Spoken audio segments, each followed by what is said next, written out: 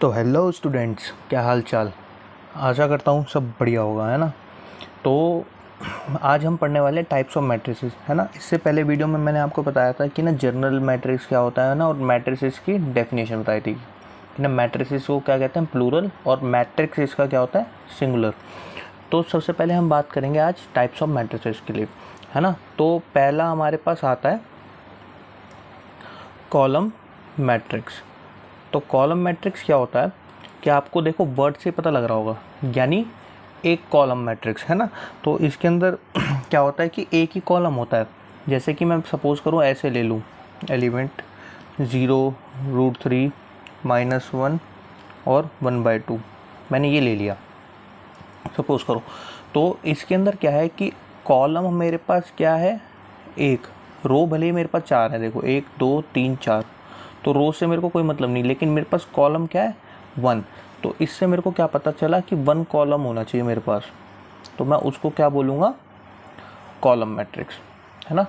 अब चलते हैं हम दूसरे टाइप की तरफ। दूसरा टाइप क्या होता है मेरे पास, सिमिलरली रो मैट्रिक्स। तो रो मैट्रिक्स का मतलब क्या हो गया, आपको तुरंत ही समझ में आ गया सर कि अगर आप एक बी मैट्रिक्स लेते हो, है ना, उसके अंदर आप एलिमेंट्स ले लेते हो, मान लो -1/2, है ना, √5, 2, 3 ऐसे ले लिए मैंने एलिमेंट्स। तो इसमें क्या है कि ना सर आपके पास एक रो होनी चाहिए, है ना। कॉलम भले ही चाहे जितने मर्जी हो, यहाँ पे कॉलम कितने आ गए आपके पास, 4 कॉलम आ गए, तो उससे मैटर नहीं करता, बस आपके पास क्या होनी चाहिए, सिंगल रो होनी चाहिए। क्या होनी चाहिए आपके पास, सिंगल रो। तो आप उसको क्या बोल दोगे, रो मैट्रिक्स, ठीक है ना। अब हम चलते हैं अपने तीसरे टाइप की तरफ। तो आपके पास क्या आता है, थर्ड मैट्रिक्स आता है आपका स्क्वायर मैट्रिक्स, है ना। तो स्क्वायर मैट्रिक्स देखो, इसमें एक वर्ड आ रहा है स्क्वायर, है ना। अगर आप इसके ऊपर गौर करो तो स्क्वायर का मतलब क्या होता है, एक मतलब एक आपके पास शेप जिसकी ना चारों साइड्स क्या होती हैं, इक्वल होती है ना, और इसके एंगल्स भी इक्वल होते हैं। यानी कहने का मतलब क्या है कि equal number of rose and equal number of columns. क्या बोला मैंने, equal number of rose and equal number of columns. तो कहने का मतलब क्या है कि सर इसके अंदर तो आप ये कहना चाह रहे हो कि m = n होना चाहिए, यानी अगर आप उसका ऑर्डर देखो तो ऑर्डर में m = n होना चाहिए, यानी वो ऑर्डर किसका होना चाहिए, m क्रॉस m। आई बात समझ में। जैसे कि मैं एक एग्जांपल लेता हूँ, है ना, स्क्वायर मैट्रिक्स का। जैसे मैंने ले लिया एक एग्जांपल, आपके पास 1 2 3 4 5 6 7 8 9। अब ये मेरे पास क्या देखो, इसमें 3 रोज हैं और मेरे पास 3 कॉलम्स हैं, यानी 3 क्रॉस 3 का हो गया मेरे पास ये। अब देखो इसमें m और n दोनों इक्वल है, यानी मैं इसको क्या बोलूँगा, एक मेरे पास स्क्वायर मैट्रिक्स हो गया, है ना। मेरे हिसाब से आपको समझ में आया होगा कि स्क्वायर मैट्रिक्स क्या होता है। अब इसी में एक टर्म समझो आप, इसी में एक टर्म आती है, एक डायगोनल एलिमेंट्स। डायगोनल एलिमेंट्स का मतलब क्या होता है, अब जैसे मैं इसी शेप में आ जाऊँ तो इसके अंदर डायगोनल क्या होता था, ये, है ना, और एक ये 2 डायगोनल्स होते थे आपके पास, है ना। तो डायगोनल का मतलब क्या हो गया इसके अंदर कि ये वाली आपका, ये वाला पूरा। तो इसके अंदर आपके डायगोनल एलिमेंट्स क्या हो गया आपके 1 5 9, है ना। अब ये डायगोनल एलिमेंट्स आपको पता कैसे चलेंगे, है ना। तो डायगोनल एलिमेंट्स आपको पता ऐसे चलेंगे कि अगर आपके पास aij है ना, तो वो इसमें क्या होगा आपके पास कि i = j होना चाहिए। यानी क्या कहना चाह रहे हो सर, जब आपको मैंने इससे पिछली वाली वीडियो में जर्नल फॉर्म बताई थी मैट्रिक्स की, है ना, अरे बाबा journal form A11 A12 A13 A22 A23 A21 A22 A23 A31 A32 A33 बताया था ना, है ना। तो आपने अगर गौर करा हो तो मैंने इस वाले एलिमेंट का क्या बताया, A11, इसका क्या बताया A22, इसका क्या बताया A33। तो कहने का मतलब क्या है कि A11 और A22 और A33, तो मेरे पास ये डायगोनल्स आएंगे, ठीक है ना। तो आई होप सो कि आपको समझ में आया होगा कि डायगोनल एलिमेंट्स कौन से होते हैं ना।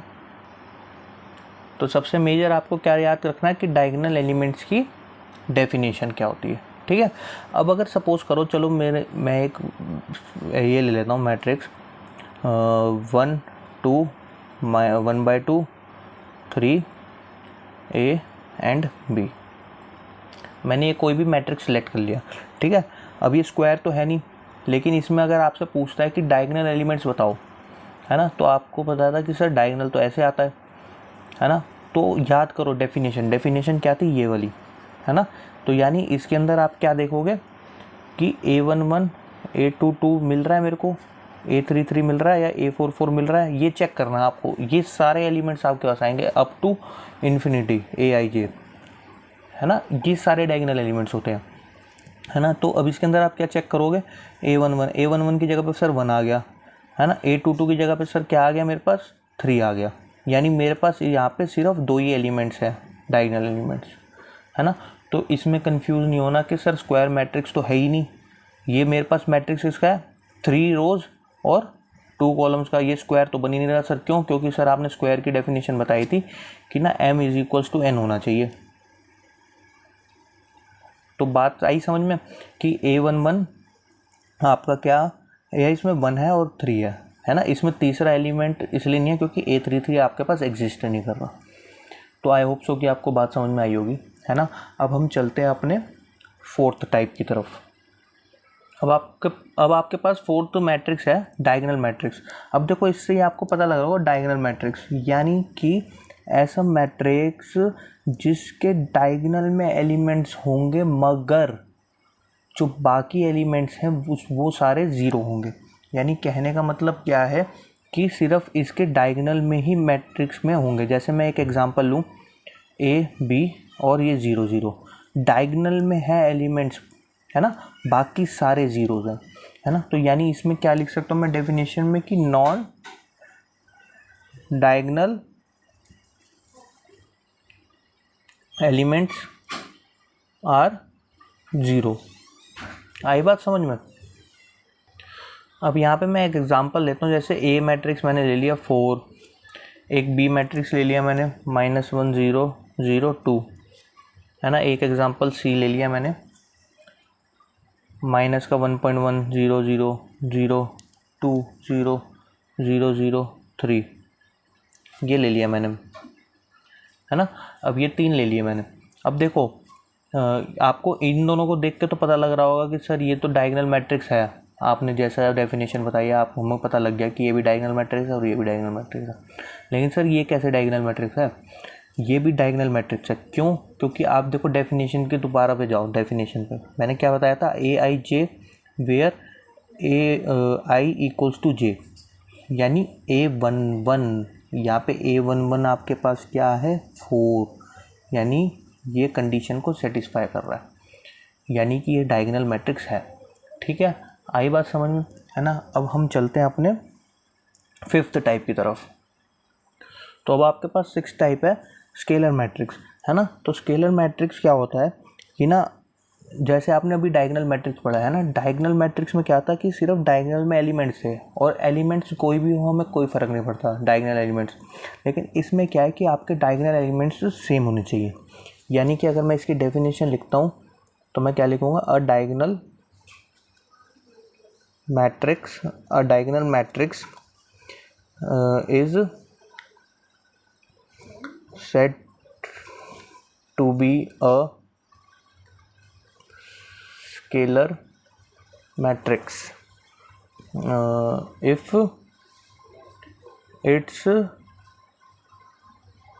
diagonal elements are equal। ठीक है, अब मैं एक एग्जांपल ले लेता हूँ। सबसे पहले B सेट लेता हूँ -1 0 0 -1, और C सेट ले लिया मैंने √3 0 0 0 √3 0 0 0 √3। ठीक है, अब आपको समझ में आ रहा होगा कि ये दोनों स्केलर मैट्रिक्स है डायगोनल मैट्रिक्स के साथ साथ, है ना। तो ये स्केलर मैट्रिक्स हो गए, है ना। अगर मैंने A में जैसे मैंने ये ले लिया, पीछे वाला एग्जांपल ही ले लिया, तो ये भी मेरे पास क्या होगा, एक तरीके से स्केलर मैट्रिक्स होगा। क्यों? क्योंकि इसके डायगोनल एलिमेंट्स क्या है, 1, और वो 1 ही आपके पास 3 है। आई होप सो कि आपको बात समझ में आई हो, है ना। अब चलते हैं अपने 6th टाइप की तरफ। तो देखिए अब समझते हैं 6th टाइप ऑफ मैट्रिक्स, है ना, आइडेंटिटी मैट्रिक्स। तो आइडेंटिटी मैट्रिक्स क्या होता है कि इसके अंदर जितने जो आपके डायगोनल एलिमेंट्स होंगे, डायगोनल एलिमेंट्स क्या होंगे आपके पास, 1 होंगे। डायगोनल एलिमेंट्स क्या होंगे, 1 होंगे, ठीक है। और बाकी जो रिमेनिंग एलिमेंट्स होंगे वो 0 होंगे। यानी अगर मैं इसकी डेफिनेशन देखूं, डेफिनेशन क्या कहती है, a square matrix in which elements in the diagonal are all 1, ठीक है, and rest are all 0 is called as identity matrix। तो आई होप सो कि आपको बात समझ में आई होगी, है ना। अगर मैं इसके एग्जांपल्स देखूं, जैसे कि एक मैंने बी ले लिया 1 0 0 1, ठीक है, एक सी ले लिया मैंने, होता ये स्क्वायर मैट्रिक्स ही है ना। ये ध्यान रखना है कि स्क्वायर मैट्रिक्स में ही होता है ये, है ना। तो इसको ले लिया मैंने, ठीक है। और एक मैंने ए ले लिया, क्या लिया, 1। तो अब इसका तो आपको डाउट क्लियर हो गया होगा सारा, है ना। तो ये होता है। अब इसकी एक ख़ास बात क्या होती है, देखो मैंने आपको पिछली वीडियोस में भी बताया हुआ है अपनी, कि आइडेंटिटी का मतलब क्या होता है। अगर आपने देखो, अगर आपने रिलेशन फंक्शन और सेट्स पढ़ा होगा तो उसमें एक टर्म आती है आइडेंटिटी, है ना। तो आइडेंटिटी का मतलब क्या होता है कि जैसे अगर मैं मल्टीप्लिकेशन की आइडेंटिटी की बात करूँ, एडिशन की आइडेंटिटी की बात करूँ, है ना, तो अगर मल्टीप्लिकेशन की आइडेंटिटी की बात करूँ अगर मैं, तो मैं 2 में ऐसा क्या मल्टीप्लाई करूँ कि मेरे पास आंसर दो वापस से 2 आ जाए, यानी आइडेंटिटी चेंज ना होने दे, किसी डिजिट की आइडेंटिटी चेंज ना होने दे। 1 से मल्टीप्लाई कर दो तो आपका आंसर 2 आ जाएगा।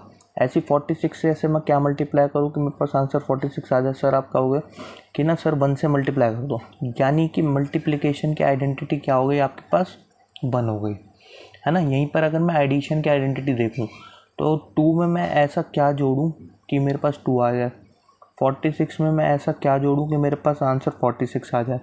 यानी एडिशन की आइडेंटिटी सर आप कहोगे कि सर 0 जोड़ दो, तो यानी इसकी आइडेंटिटी चेंज नहीं होगी, है ना। तो यानी एडिशन की आइडेंटिटी आपके पास क्या हो गई, 0 हो गई।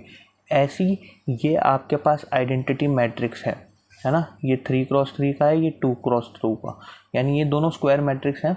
लेकिन ये जो है ये आइडेंटिटी होगा आपका 2x2 मैट्रिक्स का। यानी अगर आप इसकी मल्टीप्लिकेशन किसी और मैट्रिक्स से करोगे तो आपका आंसर सेम आएगा। मतलब यानी ए मतलब बी कोई मैट्रिक्स है, अगर आप ए की मल्टीप्लाई इसके बी के साथ करोगे तो आपका आंसर सेम आएगा। यानी कहने का मतलब क्या है, ए आई इक्वल्स टू में ए। आई बात समझ में, है ना। तो आई होप सो कि समझ में आया होगा आपको, है ना। अब हम चलते हैं 7th टाइप की तरफ। सो ये आपके पास लास्ट टाइप ऑफ मैट्रिक्स है, नल मैट्रिक्स, है ना। आपके लिए इतने ही जानने सफिशिएंट रहेंगे, है ना। तो नल मैट्रिक्स देखो, अब नल सेट आपने पढ़ा हुआ होगा 11th क्लास में। नल सेट, है ना, नल सेट का मतलब यानी एम्प्टी, यानी इसके अंदर क्या होगा, सारे 0 एलिमेंट्स।